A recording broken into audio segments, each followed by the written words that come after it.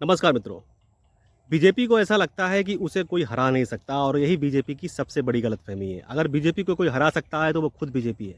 इसमें कोई संदेह नहीं कि बीजेपी की जो नीतियाँ होती हैं वो उत्तम दर्जे की होती हैं, लेकिन यही नीतियाँ बीजेपी के लिए उनके पतन का कारण भी बन सकती हैं। बहुत सारी ऐसी नीतियाँ हैं जिनका बहुत ज़ोरदार तरीके से विरोध हुआ है। कई नीतियों पर बीजेपी को पीछे भी हटना पड़ा है। लेकिन अब आजकल एक और बिल की चर्चा हो रही है, नई गाइडलाइन जो है यूजीसी यूनिवर्सिटी ग्रांट कमीशन क्या है? इसमें सवर्ण छात्रों को समस्या क्या है? आखिर ये गाइडलाइन क्यों बनानी पड़ी? इसकी वजह क्या है? इस वीडियो में समझते हैं। हमारे साथ अगर आप पहली बार जुड़ रहे हैं, अगर ये जानकारी अच्छी लगे तो इसको आगे बढ़ाइएगा, शेयर कीजिएगा और लाइक कीजिएगा, कमेंट भी कीजिएगा। देखिए, हम सब लोग ये सोच रहे थे कि बीजेपी अगर कुछ लाएगी तो यूसीसी लाएगी, यानी कि यूनिफ़ॉर्म सिविल कोड, जिसमें कि एक देश में जो नागरिक हैं उन सबके लिए एक जैसा कानून हो। लेकिन वो लेकर आई है यूजीसी, यूनिवर्सिटी ग्रांट कमीशन, यानी कि विश्वविद्यालय अनुदान आयोग। इस बिल को लेकर बहुत ज़्यादा, इस गाइडलाइन को लेकर बहुत ज़्यादा विरोध है, और विरोध क्यों है उसकी वजह समझते हैं। अब यूजीसी के जो नई गाइडलाइन है वो अब 15 जनवरी 2026 से जितने भी उच्च संस्थान हैं, चाहे वो यूनिवर्सिटी हो, चाहे वो किसी भी प्रकार के उच्च संस्थान हो, उन सब में लागू हो गए हैं। और वो जो है 90 दिन के अंदर अब सभी यूनिवर्सिटी और संस्थानों को इसे अमल में लाना है। इसके लिए कमेटी बनानी है, इक्विटी कमेटी बनानी है। इस इक्विटी कमेटी में एससी, एसटी, ओबीसी और उसके साथ पीडब्ल्यूडी और महिला, पीडब्ल्यू मतलब जो पर्सन विद जो डिसेबिलिटीज़ रिजर्वेशन जो होता है, यानी कि दिव्यांगजन और महिलाओं को शामिल किया जाएगा इस कमेटी में।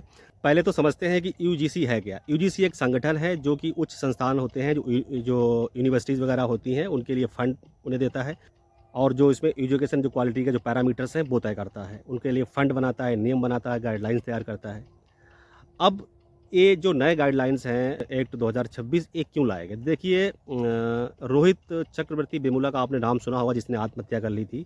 और यह घटना 17 फरवरी 2016 की है, जब रोहित चक्रवर्ती वेमुला ने हैदराबाद की सेंट्रल यूनिवर्सिटी के कैंपस के हॉस्टल में ही जो है फांसी लगाकर आत्महत्या कर ली थी। और उसके बाद उन्होंने मतलब आत्महत्या करने से पहले उन्होंने एक पत्र भी छोड़ा था, जिसमें उन्होंने लिखा था कि हम अपनी मर्ज़ी से जो है फांसी लगा रहे हैं। इसमें किसी के उकसावे की वजह से हम ऐसा नहीं कर रहे हैं। इसमें किसी अन्य व्यक्ति का कोई भी लेना देना नहीं है। हमारे मरने के बाद किसी प्रकार का कोई भी धरना या ऐसा जुलूस वगैरह वो सब चीज़ें उन्होंने मना की थी, ना निकाला जाए। हालाँकि उन्होंने जो मना किया था, उनकी मौत के बाद वो सारा कुछ हुआ।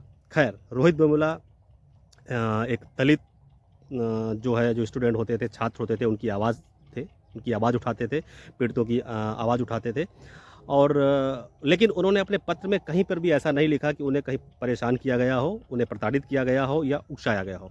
खैर, यह मामला उस समय बहुत ज़ोरदार जो है विरोध प्रदर्शन हुए और यह मामला सुप्रीम कोर्ट तक पहुंचा। उस समय सुप्रीम कोर्ट को लगा कि जो उच्च संस्थानों में जो छात्राएँ पढ़ती हैं, खासकर एससी, एसटी, जो पिछड़े वर्ग के छात्र हैं, उनको जो हतोत्साहित किया जाता है, उन्हें परेशान किया जाता है। यही वजह है कि उन्होंने यूजीसी की गाइडलाइन में बदलाव के संकेत दिए थे, और 2012 की जो गाइडलाइन है उसको रिप्लेस करके नई गाइडलाइन बनाई गई है। यूजीसी का कहना है कि ये जो नई गाइडलाइन का जो मकसद है वो जन्म, लिंग, स्थान, जाति और भेदभाव की समानता को लाना और जिसको फ्रेंडली एक वातावरण बनाना है। लेकिन इसमें जो सख्त कानून जो बनाए गए हैं वो कहीं न कहीं सवालों के घेरे में है, और इसका ज़ोरदार विरोध भी हो रहा है। यूजीसी ड्राफ्ट की जो समीक्षा है वो शिक्षा, महिला, बाल और युवा संबंधी मामलों की जो देख-रेख करते हैं, तो उस समिति ने इसकी समीक्षा की है। और इस जो समिति है, इसके जो चेयरमैन हैं वो कांग्रेस के जो राज्यसभा सांसद दिग्विजय सिंह है।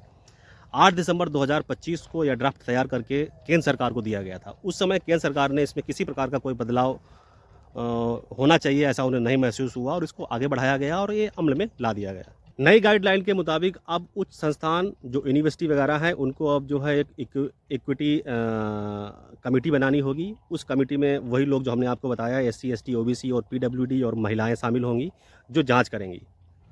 इसमें जो पीड़ित छात्र हैं, यानी कि जो एससी, एसटी, ओबीसी वर्ग के छात्र हैं, उनको लगता है कि उन्हें सेंसर जहाँ वो पढ़ रहे हैं, चाहे वो हॉस्टल हो, चाहे स्कूल कॉलेजेज हो, अगर उनको परेशान किया जा रहा है, उनको जाति, लिंग, धर्म, स्थान के नाम से जैसे उनको परेशान किया जा रहा है, उन्हें हतोत्साहित किया जा रहा है, तो वो इस कमेटी को अपनी जो है शिकायत कर देंगे।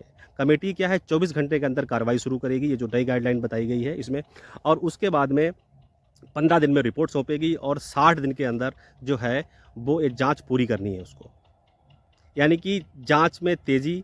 दूसरा, जो व्यक्ति ने शिकायत की है उसका नाम जो है वो गोपनीय रखा जाएगा। त्रुटि ये है कि इसमें जैसे कि किसी ने गलत झूठी शिकायत की गई तो उसके रोकथाम के लिए कोई प्रावधान नहीं है। यही वजह है कि इसमें जांच में तेज़ी, गोपनीयता और झूठी जांच जो कंप्लेंट करी है उसके लिए कोई रोकने का ऐसा प्रावधान नहीं किया गया है। इसको लेकर भी बहुत ज़्यादा विरोध प्रदर्शन हो रहा है।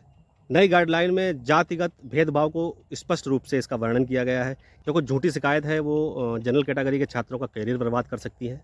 जो छात्र इसमें दोषी पाए जाएंगे उनको शिक्षण संस्थान से बाहर किया जा सकता है। उन्हें अगर कोई नॉर्मल बात है, छोटी-मोटी बात है तो उनको चेतावनी देकर छोड़ दिया जाएगा। सवर्ण छात्रों का ये भी मानना है कि यह नियम उन्हें पहले से ही दोषी ठहराते हैं, जबकि एससी, एसटी और ओबीसी को जो है पहले से ही पीड़ित मान लिया गया है। तो इन नियमों में पारदर्शिता न होना भी एक कहीं न कहीं चिंता का विषय है। यूजीसी यानी कि यूनिवर्सिटी ग्रांट कमीशन जो है यानी कि विश्वविद्यालय अनुदान आयोग की जो ये नई गाइडलाइन है, ये गाइडलाइन कहीं न कहीं एक तरफ़ा गाइडलाइन है और इसका एहसास एससी, एसटी का जो एक्ट है ठीक वैसा ही लाता है। देखिए, अगर विश्वविद्यालय में या उच्च संस्थान है उसमें पिछड़े वर्ग के छात्रों के साथ भेदभाव होता है तो नियम बनना चाहिए, उनका सम्मान होना चाहिए और उन्हें एक पेज पे लाना चाहिए, इसमें कोई दो राय नहीं है। लेकिन एक तरफ़ा अगर नियम बनते हैं तो इसमें जो कहीं न कहीं गलत है और वो होगा किसके साथ? वो ओबीसी, एससी, एसटी जो छात्र हैं उनके साथ ही एक दीवार होगी जनरल कैटेगरी के छात्रों के बीच में। वो खुद उनसे बातचीत करने से हिचकेंगे, खुल के बात नहीं करेंगे। बदले की भावना से बहुत ज़्यादा कार्रवाई होने का डर है। सरकार को चाहिए था इसमें पारदर्शिता लाता, कानून ज़रूर बनाता, इसमें कोई जो है डाउट नहीं है, कानून बनना चाहिए था। लेकिन ऐसा कानून नहीं बनना चाहिए जो कहीं न कहीं ईर्ष्या भाव को, ईर्ष्या दोष को और बढ़ावा दे और यह कानून ऐसा ही लगता है। आपको ये जानकारी जो मैंने बड़ा ही सरल तरीके से देने की कोशिश की है, अगर ठीक लगी हो तो आगे इसको ज़रूर बढ़ाइएगा। मिलते हैं अगले वीडियो में, तब तक के लिए धन्यवाद। जय हिंद, वंदे मातरम।